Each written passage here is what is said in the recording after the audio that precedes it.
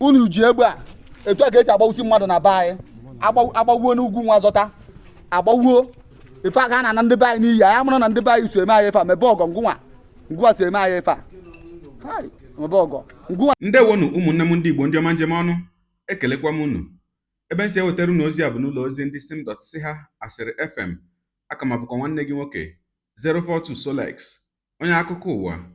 Ihe onyonyo a ị na-ahụ n'iru ebe a bụ ozi nke si n'obodo Oraifite nke nọ n'ime okpuru ọchịchị Ekwusigo na steeti Anambra wee pụta, bụ ebe ndị ọrụ nchekwa Udogachi nke ndị obodo Ọgbarụ jidere ndị omekome ụmụ ikorobịa mmadụ 5 ka ha kọwara na ha jidere, mana ndị anyị hụrụ n'ihe onyonyo a bụ mmadụ 3. Ha bụ ụmụ ikorobịa bụ ndị a sị na ejidere ha dịka ha na-akpa nkata ka ha ga-esi wega tọrọ otu nwoke bụ onye nwe ụlọ ezumike, nwoke ị na-ahụ ebe a, onye nwe ụlọ ezumike nke ama dịka Banila Hotel. Ha bụ ndị ọrụ Udogachi wee na-akọwa na ha na-esobu ụkpụrụ ndị omekome ahụ eso, bụ nke ama dịka tracking n'olu bekee, n'ihi ọtụtụ mkpamkpa nke ha kparala na gburugburu obodo ahụ na mbụ. Ha wee sị na dịka ha soziri ha wee rute ebe ha nọ wee jide mmadụ 2 n'ime ha, ndị nke ha bụ ụzọ wee jide, ka mmadụ 2 ahụ duziri ha wee gaa ebe ha nọ wee jide onye nke 3. Ha wee sịza na ka ha jidere onye nke 3, ha bụ ndị omekome 3 wee dukwaranụ ha wee gawazịa na ya bụ ụlọ ezumike Banila Hotel, ebe mmadụ 2 ndị otu ha nọzianọ na ya bụ ụlọ ezumike wee na-enyo ka ya bụ onye nwe ụlọ ezumike ahụ si wee nọrọ wee na-agwanụ ha njem ya na o sila ebe a wee pụta ebe a. Ha wee na-akwado ka ha ga-esi wee jee tọrọ ya bụ nwoke tupu aka ndị ọrụ nchekwa wee kpara ha. Ogologo kwa dị mmanụ ka mgbede, ya mere buru oche gị kpụdobe nso ma nọrọ ala ka anyị anya na ya bụ ihe onyonyo ma nụrụ ka ya bụ ihe si wee gaa. Ya mere a sịla na Solex si kama lere onyonyo ya. Ọ bara ka ha ji kidnap.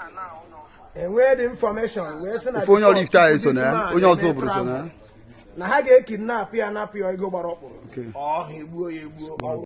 Mgbe mmemme nwoke nwere gọvanọ Anambra steeti na ndị ọrụ ya niile, ndị Udogachi niile, ndị sekuriti niile nọ na Anambra steeti, a sị na Chineke na-echekwaba ụnụ. Ife ọjọọ anyị emenata ụnụ, because onye ọbụla na-eche ka ọ dụrụ mmadụ ibe na mma, ọ ya dụrụ ya na mma. Daalụ rinne. Nda bịa nwoke si n'afọ ọgwụ gịnị? Ebele onye? Onye mbe ka ị bụ? Onye awọ? Bịa ngụwa onye ka ị bụ? Na-ekwusi ike? Afọ abụ Chinonso ịbụ onye ọzọ obodo. Ngwa ngụwa. Afọ abụ gịnị? Ọkụzụ mbe? Ọkụzụ. Okay. Ngụwa na-eme anyị fa n'obodo a. Na Oraifite a na-egbe ụnụ. Nne gbara m ọkụ na-egbe na-eye parịta ọ fọkwara egbe ndị ọzọ aka ngwa na-eme anyị fa na Oraifite a. Onye awọ saịdị mbe ka ewu.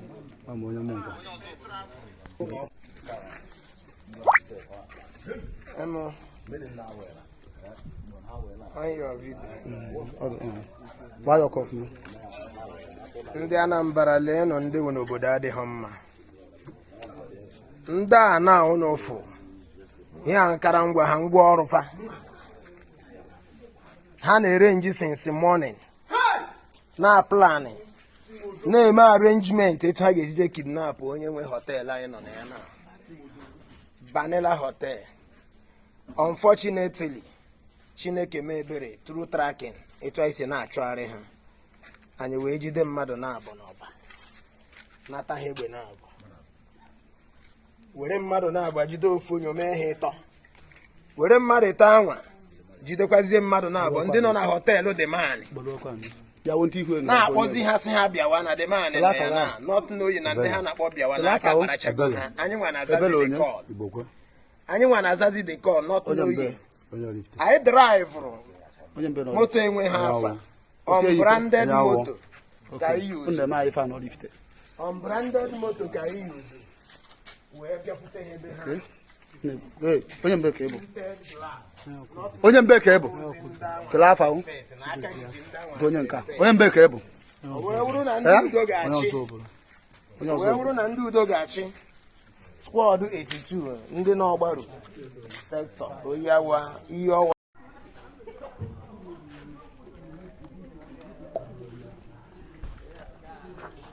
mebe ọgọ mebe ọgọ Sir?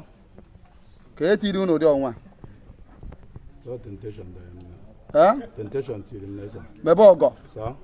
nya ngụ folosiri ndị a na-ebu egbe anyị firu na Oraifite ya adụ mma o wee wụrụ gụ ahụ mebe ọgọ onye awọ so ndị a wee buru egbe awọ Oraifite wee bata na be nna wuti ndị ọzọ ụpụrụ na ndị ọzọ n'ime mebe ọgọ ka ihe tinye unu ụdị ọnwa So temptation till him. mebe ọgọ Sir? ka ihe tiri unu ụdị ọnwa So temptation till him. unu ji egbe a etu a ka esi agbawusi mmadụ na be anyị agbawuo n'ugwu nwa zọta agbawuo ife aka na ndị be anyị n'iyi anyị amụrụ na ndị be anyị so eme anyị ife a mebe ọgọ ngụwa si eme anyị ife a mebe ọgọ ngụwa si eme anyị ife a na Oraifite a Someone under you. na mebe ọgọ n'enu mebe ọgọ unu na-eme anyị ife a n'obodo a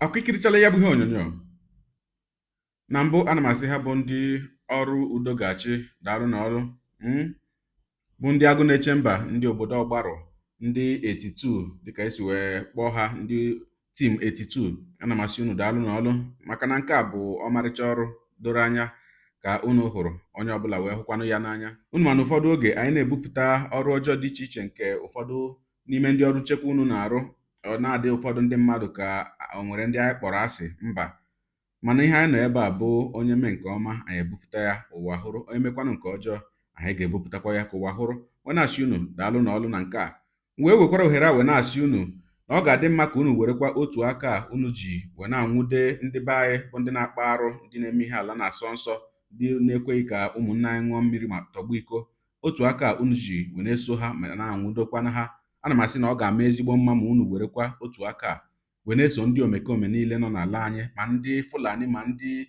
obodo ọbụla ebe ọbụla ha si wee bịa ma ndị bịara abịa ma ndị bụ ndị obodo wee na-asị na ewekwara n'otu aka ahụ wee soro ha niile wee chụọ ha niile ọsọ na be anyị ga-adị mma ọ dị mma ka njedebegodi ebe a gị onye ụwa onye na-egere akụkọ ụwa m ịmarala etu esi eme ya deere ebumnuche gị otu isi wee hụ ya bụ ihe nke ikiriri ugbu a na ngalaba okwu ka anyị mara uche gị n'ihi na uche onye adịghị ya njọ daalụkwa gị onye na-eso ebere anyị sonye ekelekwa m gị na-asị gị jide ka iji onye asị ya jide ka o ji ịmara na nke o ji kacha mma ekpere mbụ na Chineke nna ga na-anọnyere gị ọpụpụ gị na-abata gị na-etinyere gị aka n'ezi ihe niile nke ị na-eme gị taa bụkwanụ mbụ ị na-ahụ ihe onyonyo anyị asị gị nnọọ onye gị na ya ka nọkwa bụ 042 Solex onye akụkọ ụwa n'iru akwụkwọ efere mba ụwa ya mere ọ bụrụ na ka m mere dị gị mma n'obi nwanne biko ọ bụ na Facebook ọ na Instagram ka na-ahụ onyonyo a pịara m folo ọ bụ na YouTube ka na-ekiri ya bụ ihe onyonyo pịara m sọskraịb ya na mgbịrịgba anya n'akụkụ ka ime ike na-enweta ihe onyonyo ndị ọzọ m ga na-ewetara gị n'ọdịnihu Igbo ndị ọma njem ọnụ Igbo mụrụ nze mụ ọzọ ekelekwa m unu